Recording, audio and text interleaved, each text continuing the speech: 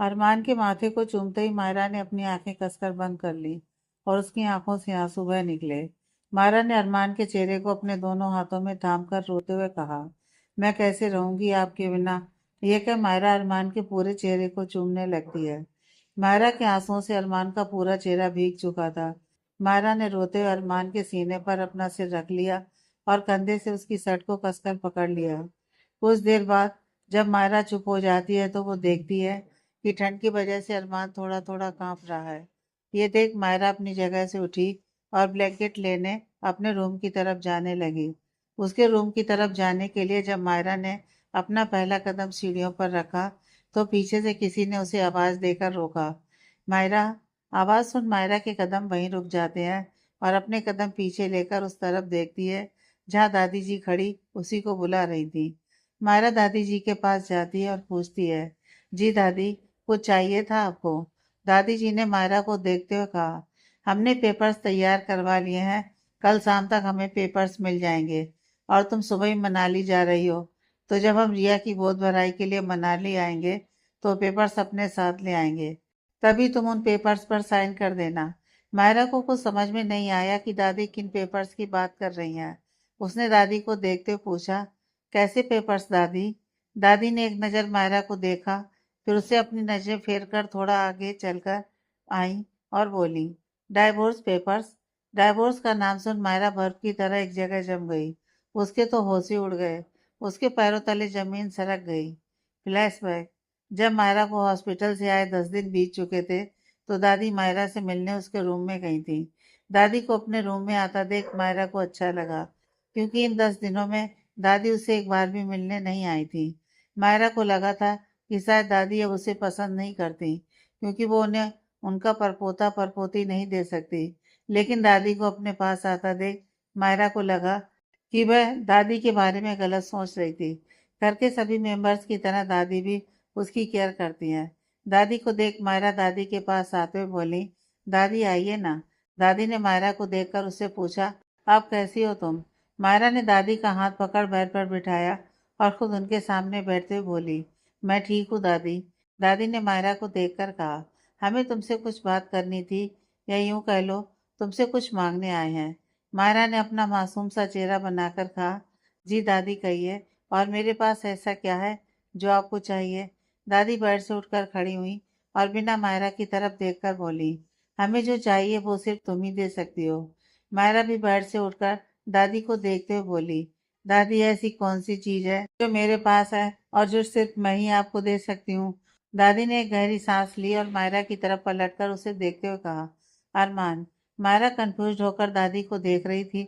उसे तो समझ में नहीं आ रहा था कि दादी क्या कहना चाहती हैं और अरमान को उससे क्यों मांग रही हैं, जबकि अरमान तो उनका ही है। मायरा के चेहरे पर कंफ्यूज वाले एक्सप्रेशन देख दादी ने कहा, तुम अरमान से दूर चली जाओ, और हमेशा के लिए।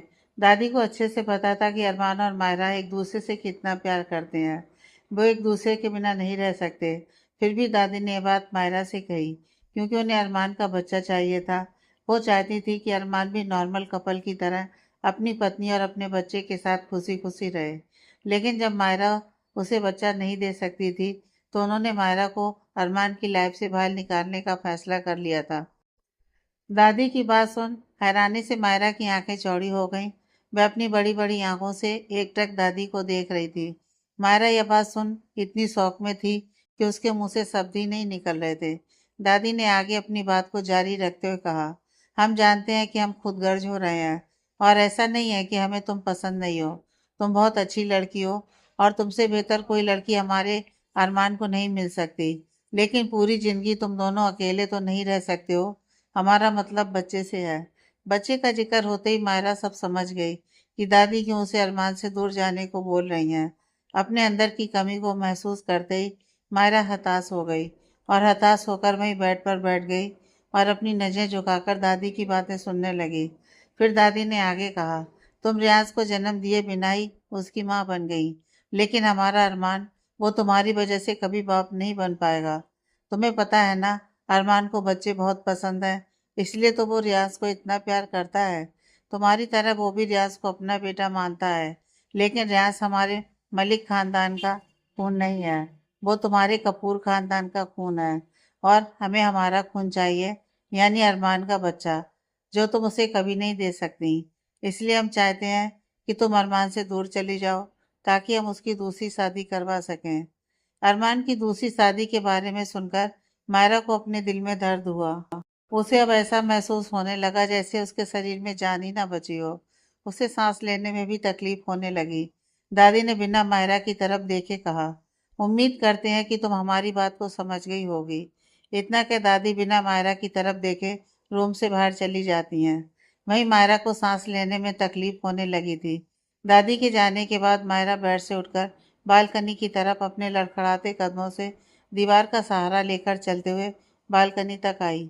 बालकनी में पहुंचकर मायरा वहीं नीचे फ्लोर पर बैठ गई और लंबी लंबी सांसें लेने लगी। खुली और ताजी हवा में खुलकर सांस लेने की वजह से अब मायरा को अच्छा लग रहा था। उसकी सांसें भी नॉर्मल हो गई थी, लेकिन उसकी आंखों से आंसू नहीं रुक रहे थे। मायरा वहीं बालकनी की दीवार से अपनी पीठ लगाकर बैठी रो रही थी। अरमान की केयर और प्यार देख मायरा का दिल पिघलने लगा था और आज वो अरमान से कहने भी वाली थी कि वो उससे नाराज नहीं है।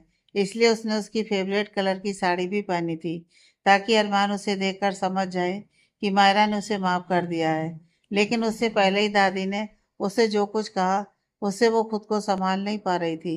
बस इन्हीं सब वजह से मायरा, अरमान, सिया और घर के सभी लोगों से दूर दूर रहती थी। किसी से बात भी नहीं करती थी। Flashback and. डाइवोर्स की बात सुन मायरा अभी भी वही फील कर रही थी जो उसने उस टाइम फील किया था जब दादी ने उसे अरमान से दूर रहने को कहा था। मायरा ने खुद को संभाला और दादी के पास आकर बोली, दादी मैं अरमान से तो दूर जा रही हूँ ना, तो फिर इन सब की क्या जरूरत है? क्या आपको मुझ पर विश्वास नहीं है?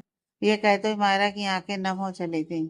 दादी ने मायरा को देखते हुए कहा, ऐसी बात नहीं है कि हमें तुम पर विश्वास नहीं है, लेकिन हमारे देश के कानून के हिसाब से दूसरी शादी तब तक नहीं हो सकती जब तक पहली पत्नी से डाइवोर्स ना हुआ हो।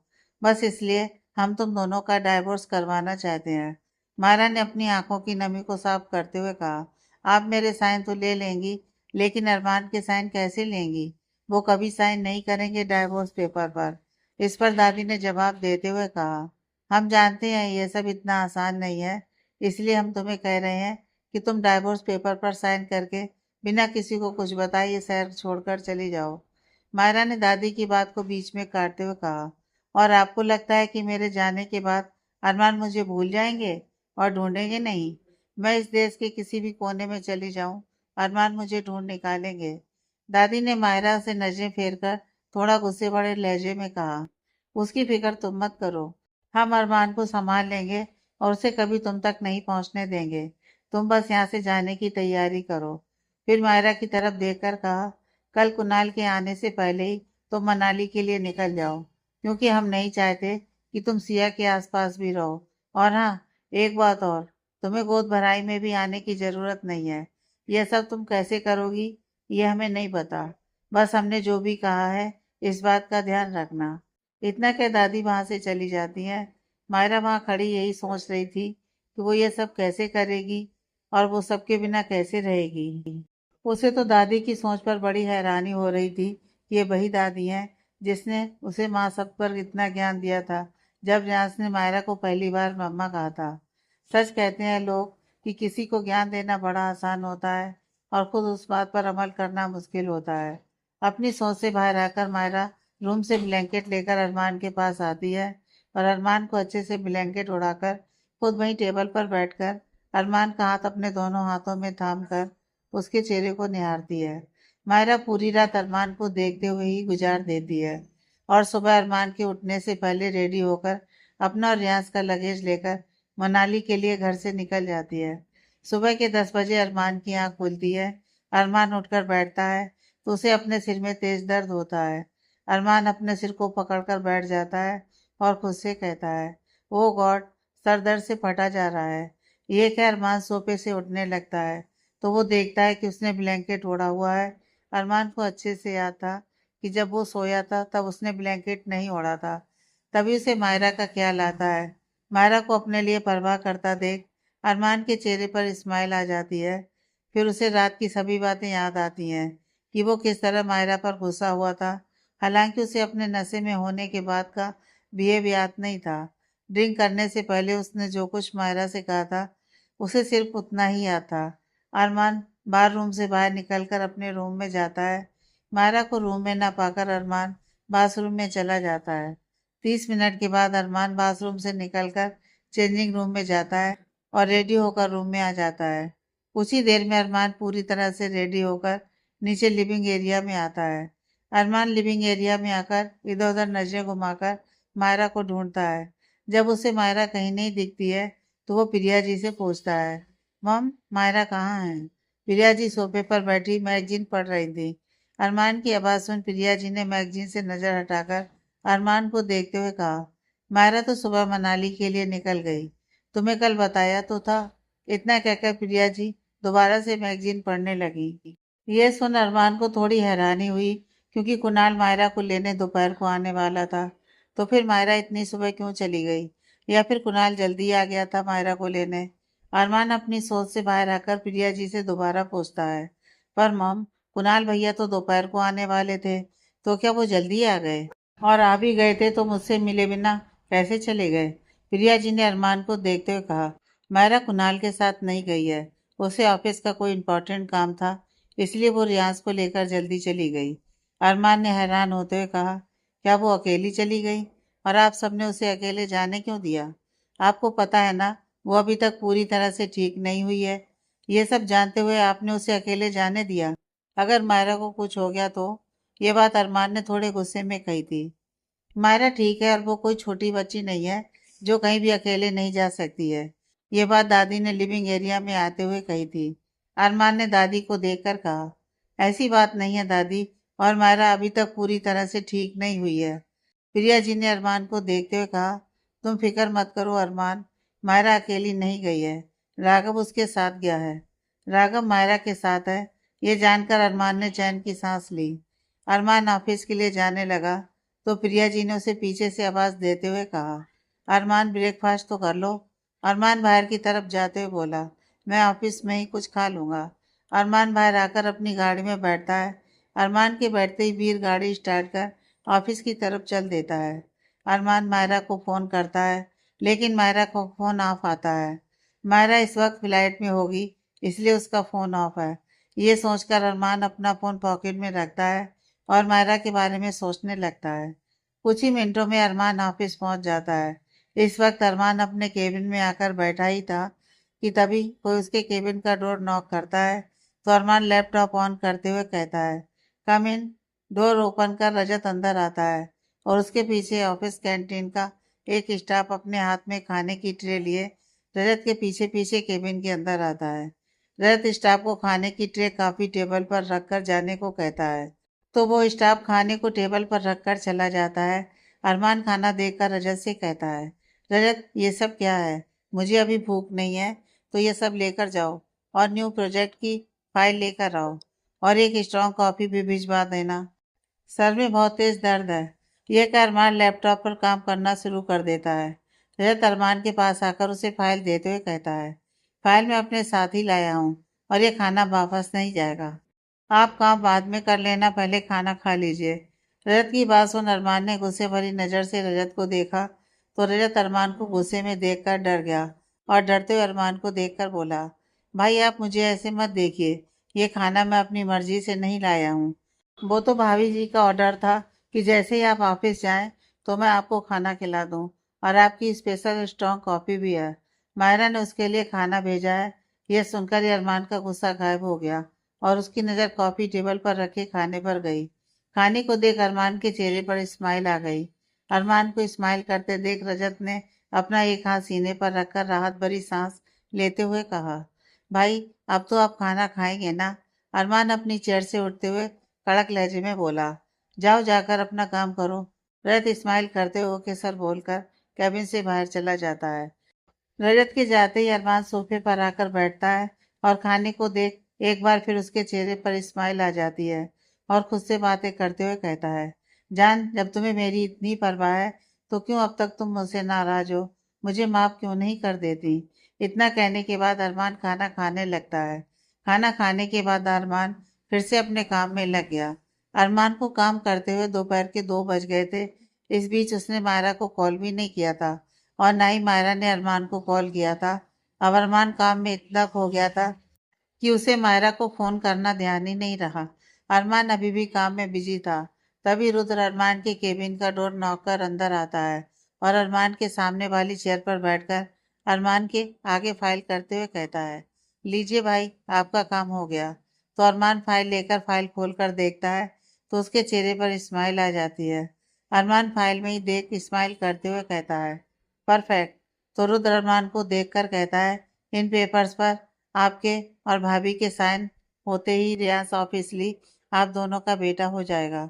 अरमान ने पेपर पर साइन करते हुए कहा, रियाज शुरू से ही मायरा का बेटा है, लेकिन अब ऑफिसली वो हम दोनों का बेटा होगा और रियाज अब मायरा को बुआ नहीं मम्मा कहेगा और मुझे पापा।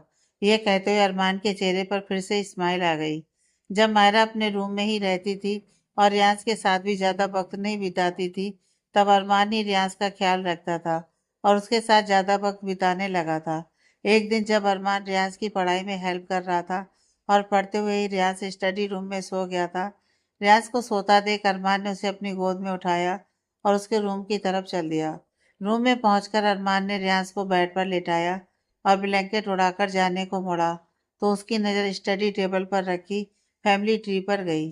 तो अरमान उस टेबल की तरफ बढ़ गया। उस फैमिली ट्री में अरमान ने खुद के फोटो के नीचे पापा और मायरा के फोटो के नीचे मम्मा लिखा हुआ देखा तो उसके चेहरे पर खुशी के भाव आ गए थे और चेहरे पर बड़ी सी स्माइल और आंखें खुशी से नम हो गई थी।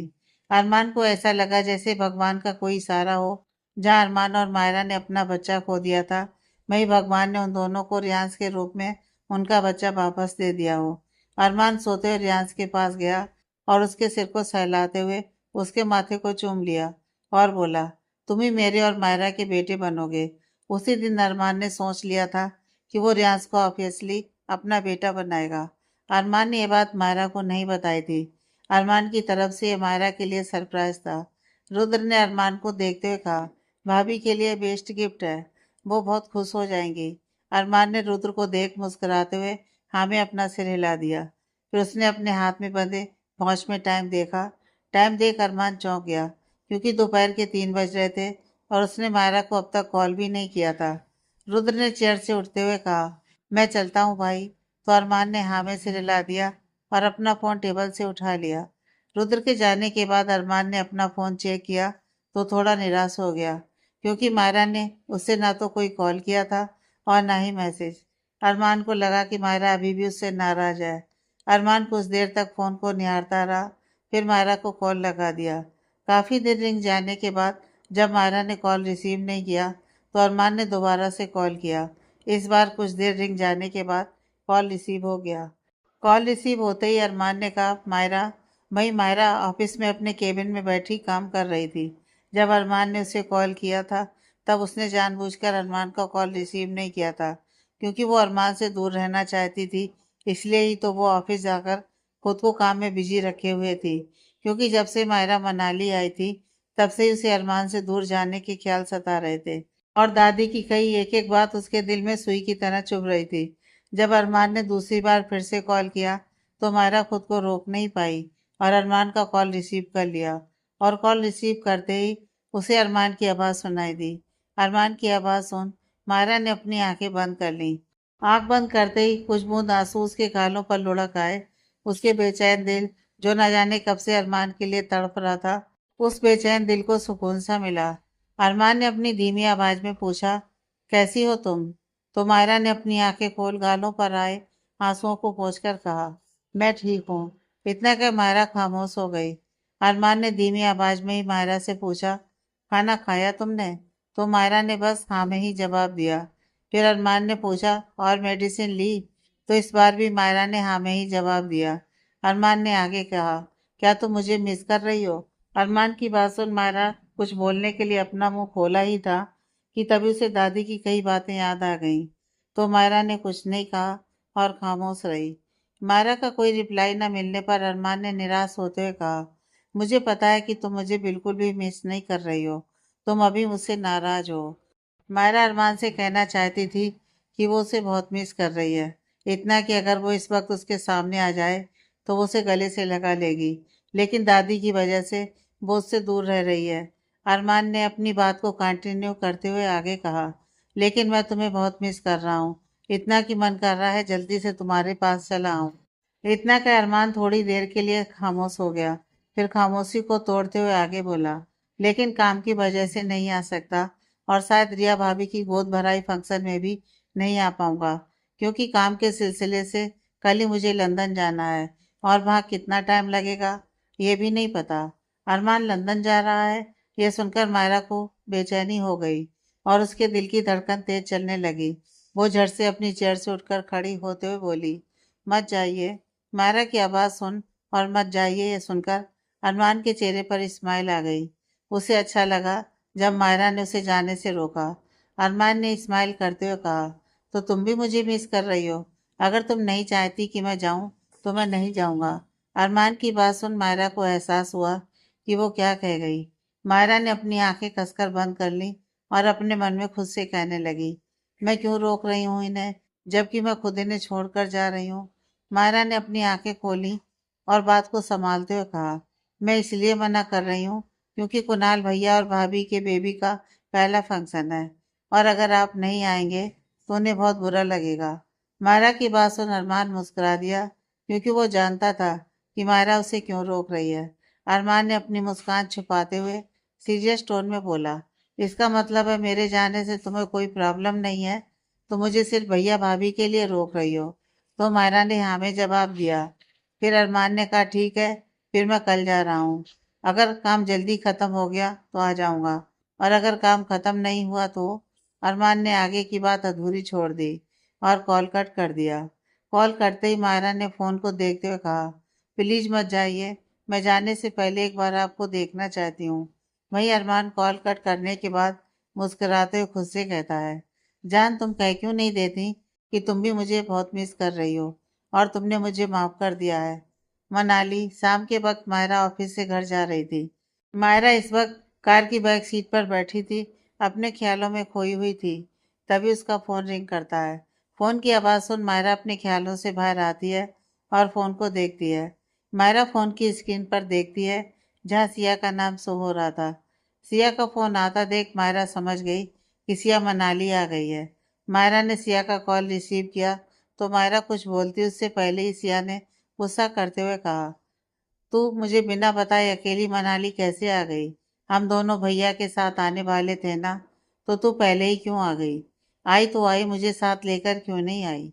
मायरा ने सिया को नहीं बताया था कि वो मनाली जा रही है। अगर वो सिया को बताती तो सिया उसके साथ ही जाने की जिद करती, और दादी ने उसे सिया से दूर रहने को कहा था।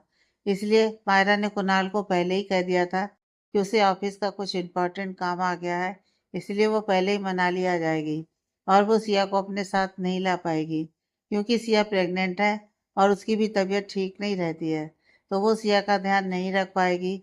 तो कुणाल आकर सिया को अपने साथ ले जाए।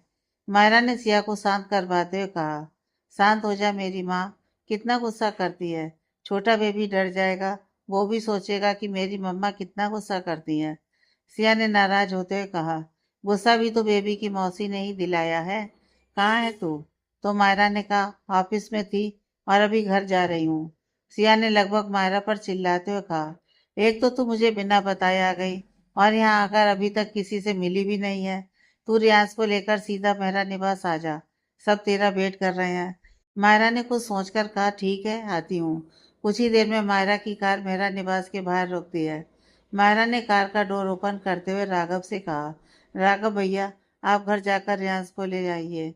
राघव ओके मैम कहता है, और मायरा के कार से बाहर निकलते ही कार स्टार्ट कर कपूर निवास के लिए चला जाता है।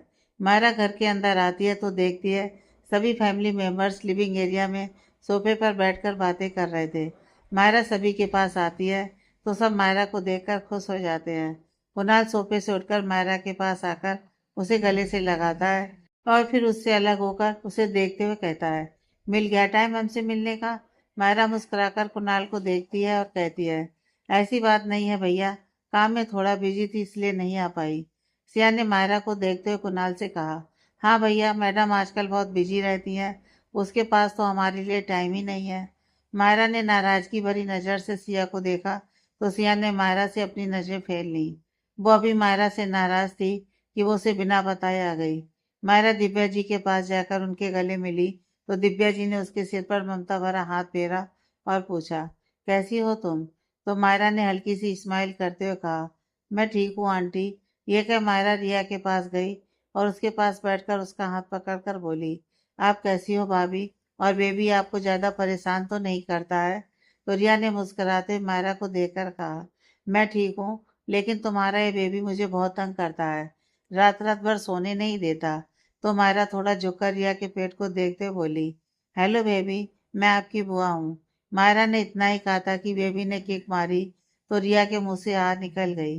रिया की आवाज सुन मायरा डर गई और घबराकर थोड़ी पीछे होकर रिया को देखकर बोली, क्या हुआ भाभी? तो रिया ने अपने पेट पर हाथ रख मुस्कुराकर मायरा को देखते हुए कहा, कुछ नहीं, बेबी ने तुम्हारा हेलो का जवाब किक मार कर दिया है। यह सुन मायरा के चेहरे पर बड़ी सी स्माइल आ गई और उसने रिया को देखकर पूछा, सच में भाभी, बेबी ने मेरे हेलो का जवाब दिया?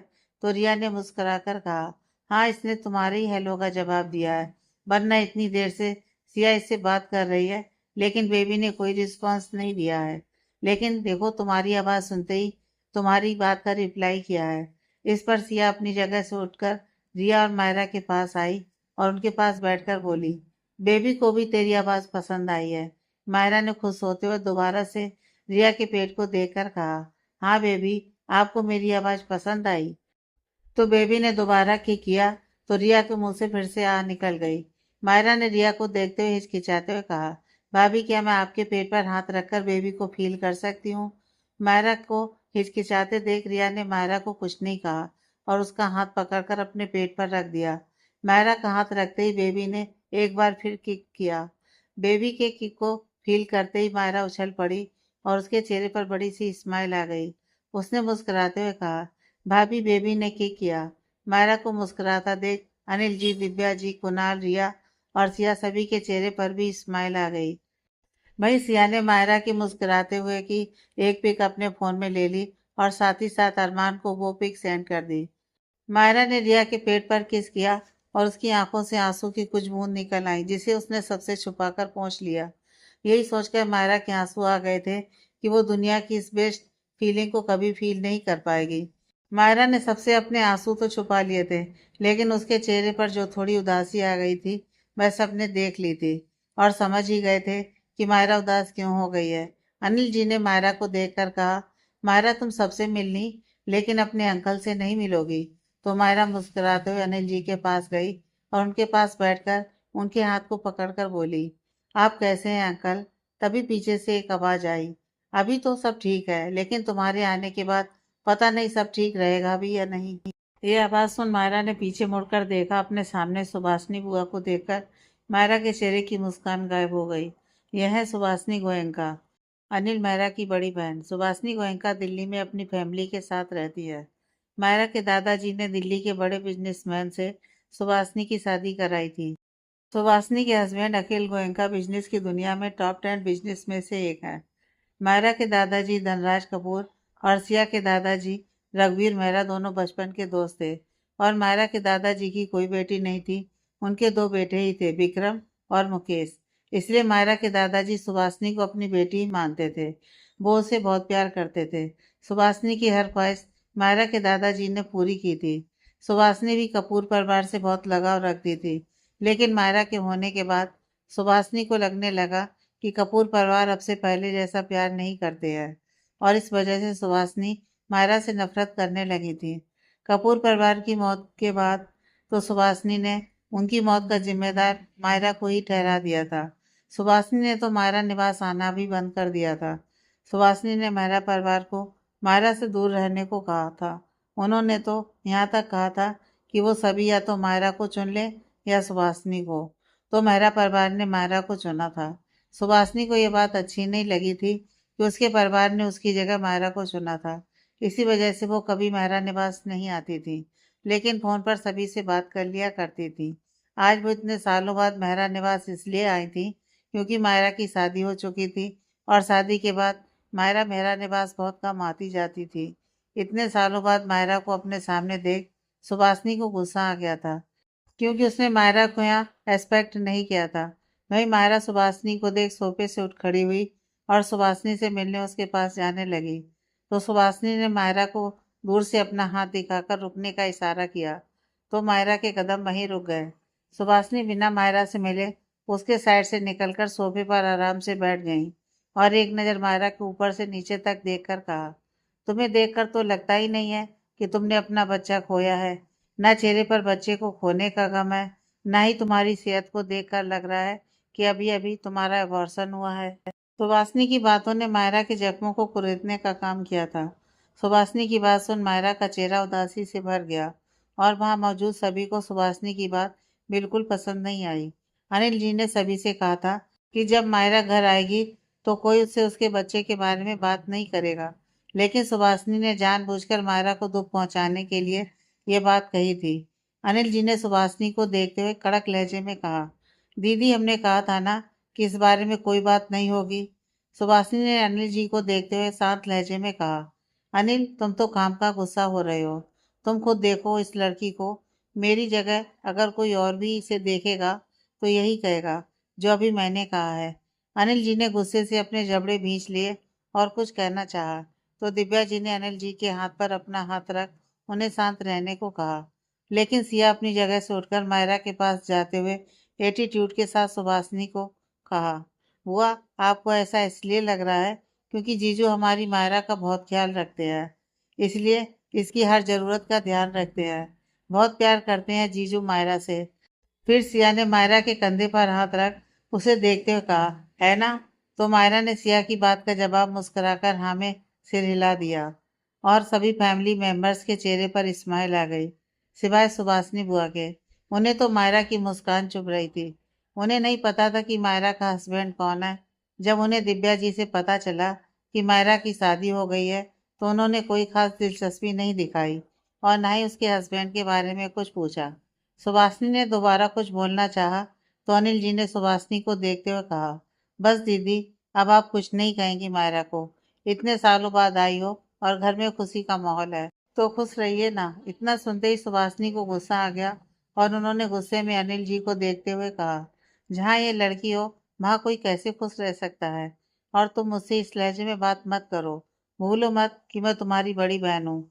ऐसा नहीं था कि अनिल जी अपनी बड़ी बहन की रिस्पेक्ट नहीं करते थे। वो अपनी बड़ी बहन को बहुत रिस्पेक्ट करते थे। लेकिन कपूर फैमिली की मौत के बाद जब सुभाषनी ने अनिल जी को मायरा की हेल्प करने से मना किया था, तब अनिल जी ने अपनी बड़ी बहन से लड़कर मायरा का साथ दिया था। तब से ही अनिल जी सुभाषनी के मुंह से मायरा के खिलाफ कुछ भी सुनना पसंद नहीं करते थे। उन दोनों को बहस करता देख दिव्या जी ने दोनों को ही शांत करवाया। दिव्या जी उन दोनों से बात कर ही रही थी कि इतने में रियांश मेन डोर से अंदर की तरफ आवाज लगाते हुए भागता हुआ अंदर आया। दादू दादी। रियांश की आवाज सुन सभी ने मेन डोर की तरफ देखा, जहां से रियांश भागता हुआ अंदर की तरफ आ रहा था। उसको देख सभी के चेहरे खिल उठे। कुणाल मुस्कुराते हुए सोफे से उठकर रियांश की तरफ बढ़ा और उसे गोद में उठाकर बोला, आ गया मेरा बच्चा। यह कह कुणाल ने रियांश के गाल पर किस किया और कहा, हम सब आपको ही मिस कर रहे थे। रियांश ने कुणाल के गले में अपना एक हाथ डालकर कहा, मैं भी आप सबको बहुत मिस कर रहा था चाचू, तभी तो आपसे मिलने आ गया। रियांश कुणाल की गोद से नीचे उतरकर अनिल जी के पास आकर उनके पैरों को छूकर बोला, दादू आप कैसे हो? अनिल जी ने रियाज के सर पर हाथ रख आशीर्वाद दिया और उसे अपनी बाहों के घेरे में लेकर कहा, मैं तो ठीक हूँ, आप कैसे हो? तो रियाज ने स्माइल करते हुए कहा, मैं तो बिल्कुल ठीक हूँ। फिर उसकी नज़र अनिल जी के पीछे कुछ दूरी पर खड़ी मायरा पर गई, जो मुस्कुराते हुए उसे ही देख रही थी। एक नज़र मायरा को देख रियाज ने अनिल जी से थोड़ा करीब आकर धीरे से कहा, लेकिन दादू गुलाबों को पता नहीं क्या हो गया है, वो किसी से बात ही नहीं करती और ब्लू आइज वाले अंकल से तो बिल्कुल भी बात नहीं करती। सारा दिन अपने कमरे में ही रहती है। रियाज ने यह बात बहुत ही धीरे से कही थी, जिस वजह से किसी को उसकी बात सुनाई नहीं दी। अनिल जी को सिया ने बताया था कि मायरा अपने कमरे से बहुत ही कम बाहर निकलती है और सबसे बात भी कम करती है, लेकिन उन्हें यह नहीं पता था कि मायरा अरमान से अभी तक नाराज है। अनिल जी ने वैसे ही धीरे से रियान से कहा, कोई बात नहीं, मैं आपकी गुलाबों को समझा दूंगा कि वो आपके ब्लू आइज वाले अंकल से बात कर ले। ये क्या, अनिल जी ने रियाज को देख स्माइल कर दी। उन दोनों को इस तरह बात करते देख दिव्या जी ने मुस्कुराते हुए कहा, क्या बातें हो रही हैं आप दोनों के बीच?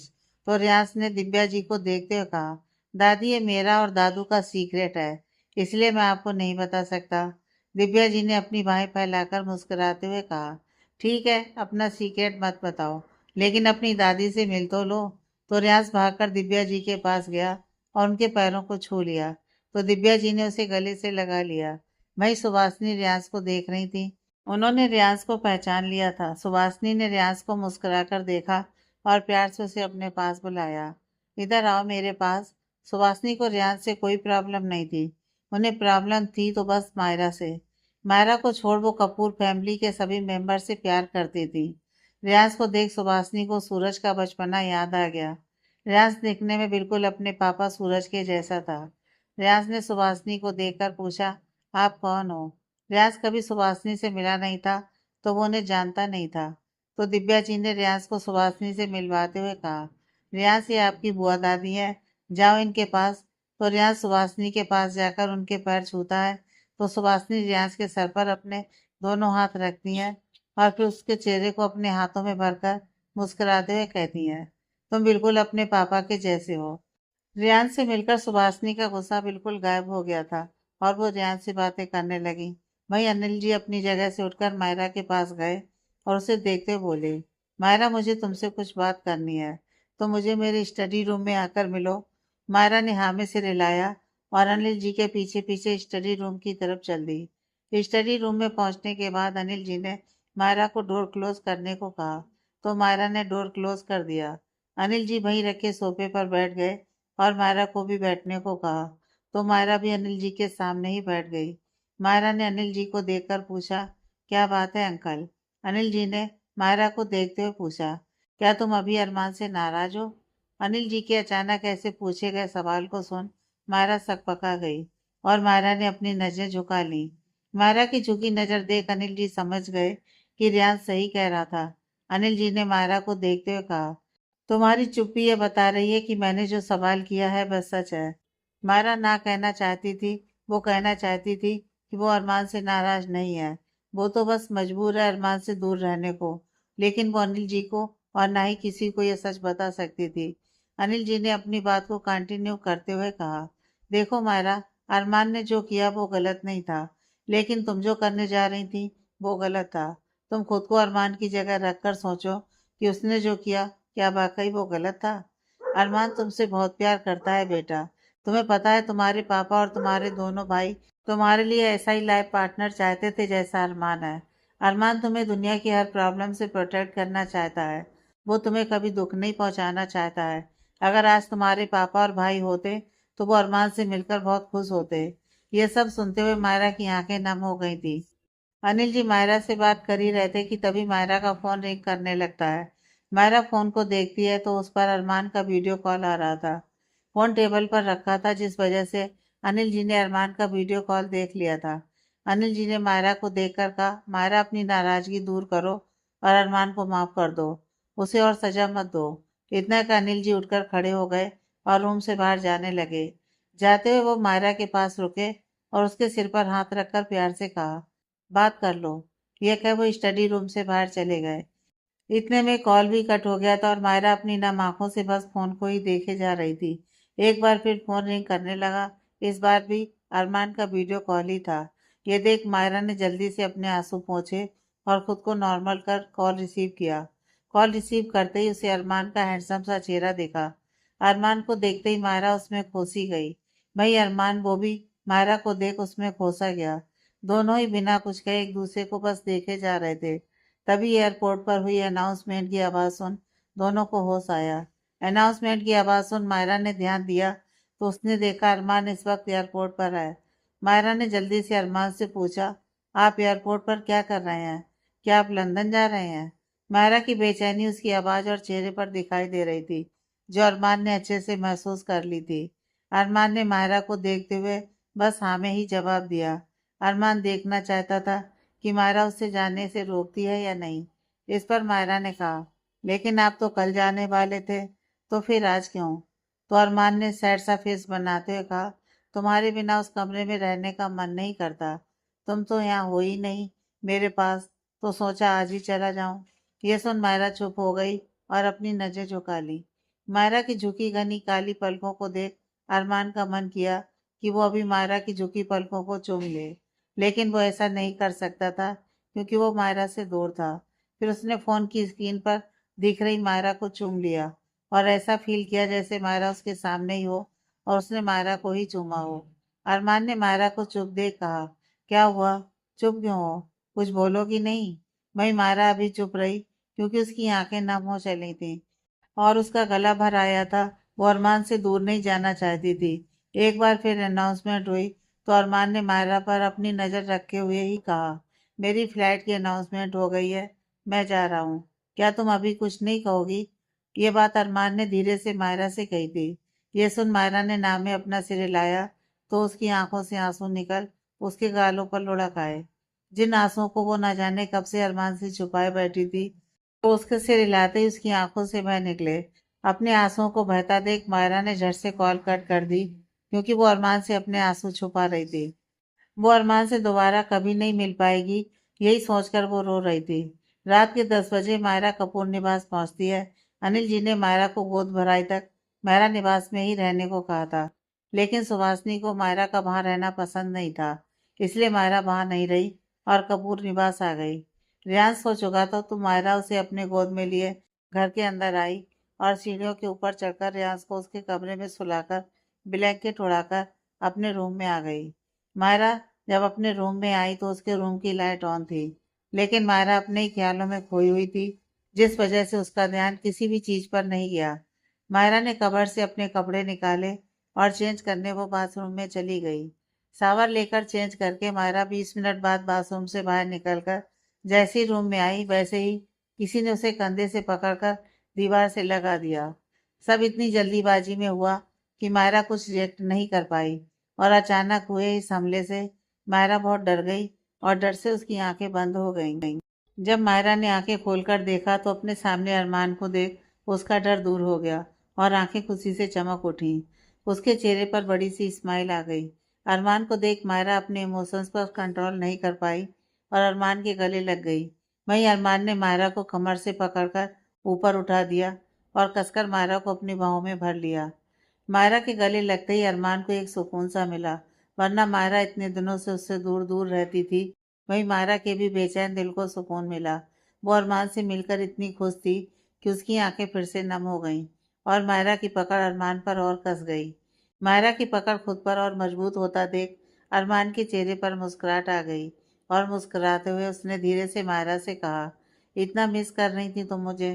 तो मायरा ने अपने भरे गले से कहा, बहुत ज़्यादा मिस कर रही थी मैं आपको। ये सुन अरमान ने मायरा के सिर को चूमते हुए उसके बालों को सहलाया और मायरा को नीचे उतारकर उसके चेहरे को अपने हाथों में थाम लिया और उसके चेहरे की तरफ झुकने लगा।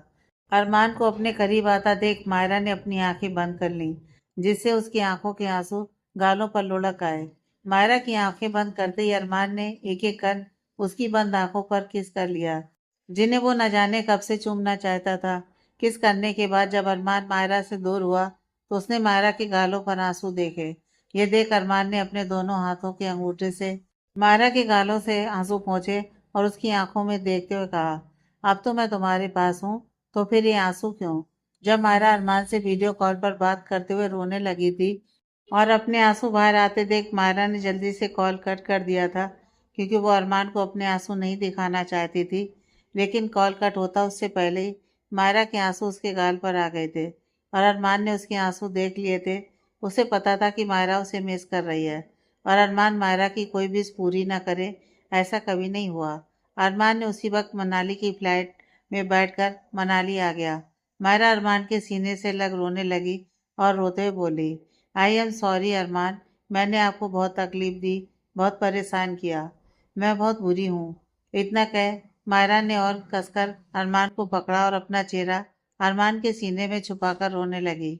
मायरा को रोते देख अरमान को अच्छा नहीं लग रहा था, लेकिन मायरा को वापस अपने करीब पाकर उसका दिल खुशी से भर गया था। मायरा की बात सुन अरमान ने उसके चेहरे को अपने दोनों हाथों में भरकर उसकी आंखों में देखते हुए कहा, खबरदार जो मेरी जान को बुरा कहा, मेरी जान बहुत प्यारी है, इतनी की पूरी दुनिया में उसके जैसा कोई नहीं है। यह कह अरमान ने मायरा के आंसू पोंछे। मायरा अरमान को ही देखे जा रही थी। मायरा को अरमान पर बहुत प्यार आ रहा था।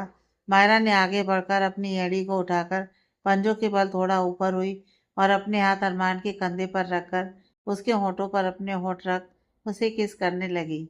मायरा के अचानक ऐसे किस करने से अरमान सरप्राइज हो गया और अपनी आंखें बड़ी बड़ी कर मायरा को देखने लगा, जो अपनी आंखें बंद किए उसे किस कर रही थी। अरमान सरप्राइज इसलिए था क्योंकि ऐसा बहुत कम होता था कि मायरा पहल करके अरमान को किस करे। हमेशा अरमान ही मायरा को किस किया करता था। अरमान ने मायरा की बंद आंखों को देख उसने भी अपनी आंखें बंद की और किस में मायरा का साथ देने लगा। अरमान का एक हाथ मायरा की कमर पर था और दूसरा हाथ उसकी गर्दन से होते हुए बालों में था। दोनों ही काफी पैशनेट होकर एक दूसरे को किस कर रहे थे। इस वक्त मायरा सब कुछ भूल चुकी थी। वो दादी की कई बातों को भी भूल चुकी थी। वो इस वक्त बस अरमान में खुद को खो देना चाहती थी। अरमान और मायरा काफी देर तक एक दूसरे को किस कर रहे थे। जब दोनों को सांस लेने में प्रॉब्लम होने लगी तो दोनों एक दूसरे से अलग हुए। मायरा के अलग होते ही अरमान को खालीपन सा लगा तो अरमान ने मायरा को पकड़कर अपने सीने से लगा दिया। जब दोनों की सांसें नॉर्मल हुई तो अरमान ने झुककर मायरा को अपनी गोद में उठा लिया और उसे बेड पर लेटाकर खुद भी उसके करीब लेट गया और ब्लैंकेट से खुद को और मायरा को कवर कर लिया और मायरा को अपनी बाहों में कसकर भर लिया। मायरा ने अपना चेहरा ऊपर उठाकर अरमान को देखते हुए पूछा, आप तो लंदन जाने वाले थे, तो फिर यहाँ कैसे? अरमान ने मायरा के गाल को सहलाते हुए उसे देखते हुए कहा, मैं तुम्हें बहुत मिस कर रहा था, तो सोचा जाने से पहले तुमसे मिलता जाऊं। अरमान वापस जा रहा है? यह सुन मायरा का चेहरा उदासी से भर गया और उसने अपनी नजरें झुका ली। मायरा को उदास देख अरमान ने उसके माथे पर किस किया और उसे अपने सीने से लगाकर कहा, मैं कल सुबह जा रहा हूँ, अभी नहीं, और मैं जल्दी ही आ जाऊंगा। यह सुन मायरा ने हाँ में सिर हिलाया और अरमान को देखते हुए उससे पूछा, आपने खाना खाया? अरमान ने मायरा को खुद से दूर किया और जल्दी से उसके ऊपर आ गया और उसके गाल को अपने हाथ के अंगूठे से सहलाते हुए कहा, मैंने खाना खा लिया है, अब मुझे कुछ और चाहिए। मायरा अरमान की कई बात का मतलब अच्छे से समझ रही थी। वो अरमान की आंखों में खुद के लिए प्यार देख पा रही थी। फिर भी मायरा ने अरमान की आंखों में देखते हुए पूछा, क्या चाहिए आपको? तो अरमान ने मुस्कुराते हुए कहा, मुझे मेरी स्वीट डिश चाहिए। इस पर मायरा ने मुस्कुराकर अपनी पलकें झुका ली। मायरा की झुकी पलकों को देखकर अरमान के चेहरे पर मुस्कुराहट तैर गई और उसने आगे बढ़कर अपने होंठ मायरा के होंठों पर रख उसे किस करने लगा। अरमान मायरा के होंठों से होते हुए उसकी गर्दन पर किस करने लगा था। अरमान की हर एक मूव से मायरा मदोस हो रही थी। दोनों काफी लंबे वक्त बाद एक दूसरे के करीब आ रहे थे। अरमान मायरा को आज खुलकर प्यार करना चाहता था और मायरा भी अरमान के प्यार में खोने को तैयार थी। दोनों ही अपनी प्यार की दुनिया में खो चुके थे। वे दोनों इस बात से बेफिक्र थे कि आगे उनकी किस्मत में क्या लिखा है। रात के 1 बजे दोनों थककर एक दूसरे की बाहों में सो चुके थे। बड़े दिनों बाद दोनों सुकून से सो रहे थे। अपने बच्चे को खोने के बाद मायरा की नींद ही उड़ चुकी थी। वो हर वक्त अपने बच्चे के बारे में सोचती रहती थी, लेकिन अरमान के प्यार और केयर से वो थोड़ा संभली थी कि तभी दादी ने उससे जो कहा, उसके बाद से मायरा कभी चैन से सो नहीं पाई थी। और अरमान मायरा की बेरुखी से बहुत दुखी था और उसे तो मायरा को अपनी बाहों में भरकर सोने की आदत हो चुकी थी। जब तक वो मायरा को अपनी बाहों में ना भर ले उसे नींद ही नहीं आती थी। इतना सब होने के बाद मायरा अरमान से दूर ही रहती थी। उसके करीब होकर वो सोती भी नहीं थी, जिस वजह से अरमान भी चैन से सो नहीं पाता था। लेकिन आज दोनों चैन से एक दूसरे की बाहों में सो रहे थे। सुबह के 6 बजे मायरा की आंख खुली तो उसने खुद को अरमान की बाहों में पाया। मायरा ने अरमान के चेहरे की तरफ देखा, जो अभी गहरी नींद में था और उसके माथे पर उसके बाल बिखरे हुए थे। मायरा ने अपना एक हाथ आगे बढ़ाकर अरमान के माथे से बालों को साइड में किया और उसके गाल पर अपना हाथ रखकर आगे बढ़कर उसके माथे को चूम लिया। फिर उसकी बंद आंखों को एक एक कर चूम लिया। फिर पीछे हटकर उसे प्यार से निहारने लगी। सोते हुए अरमान और भी हैंडसम लग रहा था। मायरा न जाने कब तक शांति से अरमान को निहारती रही। उसकी नजरें अरमान पर थी, लेकिन दिमाग में दादी की कई बातें घूम रही थी और दिल दिल में तो सिर्फ अरमान के लिए ढेर सारा प्यार, जो उसे अरमान से दूर न जाने को कह रहा था। लेकिन उसे अब अपने दिल की नहीं, दिमाग की सुननी थी। वो अरमान से दूर कैसे रहेगी, वो ये भी नहीं जानती थी। वो अपने अधूरेपन को अरमान का अधूरापन नहीं बनाना चाहती थी। उसे भी पता था कि अरमान को बच्चे बहुत पसंद है और वो उसे कभी बच्चे का सुख नहीं दे सकती। इसलिए मायरा ने दादी की बात मानकर अरमान से दूर जाने का फैसला किया। अरमान से दूर जाने का सोच मायरा की आंखों में फिर से आंसू बह निकले। मायरा ने जल्दी से अपने आंसुओं को पोंछा और अपने मन में खुद से बोली, ये वक्त इमोशनल होने का नहीं है, मुझे अरमान से दूर जाना ही होगा। तभी तो वो अपनी लाइफ में आगे बढ़ पाएंगे, अपनी खुशियों को ढूंढ पाएंगे। मेरे साथ रहकर उन्हें कोई खुशी नहीं मिलेगी। मायरा यह सब सोच ही रही थी कि तभी अरमान मायरा के सीने से लग गया और मजबूती से मायरा को अपनी बाहों में भर लिया।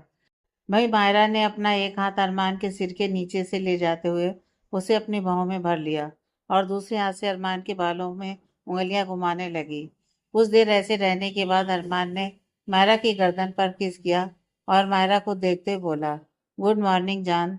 तो मायरा ने मुस्कुराकर अरमान के होठों को हल्का सा चूमकर कहा, गुड मॉर्निंग। अरमान ने मायरा के माथे पर किस किया और उसे देखकर कहा, मेरी जान को लौटाने के लिए थैंक यू। इस पर मायरा मुस्कुरा दी। मायरा को मुस्कुराते देख अरमान भी मुस्कुरा दिया। फिर मायरा से अलग होकर बेड के साइड टेबल से अपना फोन उठाकर टाइम देखा। सुबह के 7 बज रहे थे। टाइम देख अरमान ने फोन टेबल पर वापस रखा और मायरा की तरफ पलटकर उसे देखते हुए बोला, जान अब मुझे जाना होगा। यह सुन मायरा की मुस्कान गायब हो गई और उसका चेहरा मायूस हो गया। अरमान बेड से नीचे उतरा और मायरा पर से ब्लैंकेट हटाकर उसे अपनी गोद में उठा लिया और उसे लेकर शावर में चला गया। वहीं मायरा ने अरमान को उसकी मनमर्जी करने दी, क्योंकि वो जाने से पहले अरमान की खुशबू, उसकी सूरत, उसका प्यार सब खुद में समेट लेना चाहती थी। करीब 30 मिनट बाद दोनों बाथरूम से बाहर निकलकर रूम में आए। मायरा ने जल्दी से चेंज करके अरमान के पास गई, जो ड्रेसिंग टेबल के सामने खड़ा होकर रेडी हो रहा था। अरमान ने शर्ट पहनी हुई थी, लेकिन शर्ट के बटन खुले थे और अरमान अपने बालों में कॉम्ब कर रहा था। मायरा अरमान के सामने खड़ी होकर उसकी शर्ट के बटन बंद करने लगी। अरमान अपने बालों को सेट करते हुए बोला, जान तुमने मेरी आदत बिगाड़ दी है। पहले मैं खुद रेडी हो जाया करता था, लेकिन जब से तुम आई हो तब से मुझे रेडी होने के लिए तुम्हारी ज़रूरत पड़ती है। ये कहते हुए अरमान ने कॉम टेबल पर रखा और मायरा के चेहरे पर आ रहे बालों को उसके कान के पीछे किया। अरमान की बातें सुन मायरा ने मुस्कुराते हुए अरमान को देखा। शर्ट के बटन बंद कर मायरा ने ड्रेसिंग टेबल के साइड में रखे क्लॉथ हैंगर से टाई ली और अरमान को टाई पहनाने लगी। भाई अरमान बस मायरा को ही देख रहा था। आखिर उसे उसकी मायरा वापस जो मिल गई थी। टाई पहनने के बाद अरमान ने ड्रेसिंग टेबल पर रखी सिंदूर की डिब्बी से अपनी चुटकी में सिंदूर लिया और मायरा की मांग में भर दिया और उसके माथे को चूम लिया। कुछ देर बाद अरमान पूरी तरह से रेडी होकर मायरा के साथ नीचे डाइनिंग एरिया में आया और दोनों ने साथ बैठकर खाना खाया। खाना खाने के बाद अरमान ने अपने लैपटॉप बैग से एक फाइल निकालकर मायरा के सामने करते हुए कहा, इन पर तुम्हारे साइन चाहिए। मायरा ने पहले उस फाइल को देखा, फिर अरमान को सवालिया नजरों से देखा। मायरा की नजरों को समझते हुए अरमान ने कहा, तुम्हारे लिए सरप्राइज है, वापस आकर बताऊंगा। फिलहाल तो इस पर साइन कर दो। अगर तुम्हें मुझ पर टेस्ट नहीं है तो तुम पहले पेपर पढ़ लो, फिर साइन कर देना। ये बात अरमान ने जानबूझकर कही थी कि ताकि मायरा बिना पढ़े उन पेपर पर साइन कर दे, क्योंकि वो अभी नहीं चाहता था कि मायरा को उन पेपर्स के बारे में अभी कुछ पता चले। वो रियाज को अडॉप्ट कर रहा है, यह बात वो पूरी फैमिली के सामने मायरा से कहना चाहता था। मायरा ने अरमान से फाइल लेते हुए कहा, अरमान यह आप कैसी बात कर रहे हैं? आप पर तो मुझे खुद से ज़्यादा ट्रस्ट है। बताइए कहाँ साइन करना है। अरमान ने मायरा को पेन दिया और मायरा ने पेपर पर साइन करके फाइल अरमान को दिया। अरमान ने फाइल वापस बैग में रखा और बैग लेकर बाहर चला गया। मायरा भी अरमान के पीछे पीछे बाहर तक आई। अरमान जैसे ही कार में बैठने वाला था, वैसे ही उसकी नज़र मायरा पर गई, जो उसे जाता देख मायूस थी। अरमान ने बैग कार में अंदर रखा और मायरा के पास आकर उसे अपनी बाहों में भर लिया। मायरा ने भी अरमान को कसकर पकड़ लिया। अरमान मायरा के गले लगे हुए ही उसके सिर को सहलाते हुए बोला, मैं जल्दी आ जाऊंगा। यह क्या अरमान मायरा से अलग हुआ और उसके माथे को चूम लिया। वही मायरा का गला भर आया था। वो दोबारा अरमान से नहीं मिल पाएगी, यही सोच उसका दिल रोने को कर रहा था। लेकिन अरमान के सामने उसने अपने आंसू नहीं आने दिए और खुद को स्ट्रांग दिखाते हुए मुस्कुराई और हाँ में सिर हिला दिया। मायरा को मुस्कुराता देख अरमान भी मुस्कुरा दिया और जाकर कार में बैठ गया और कार वहां से चली गई। मायरा वहां खड़ी बस अरमान को जाते हुए देख रही थी। ऐसे ही समय बीतता चला गया और गोद भराई का दिन भी आ गया। आगे की कहानी नेक्स्ट पार्ट में।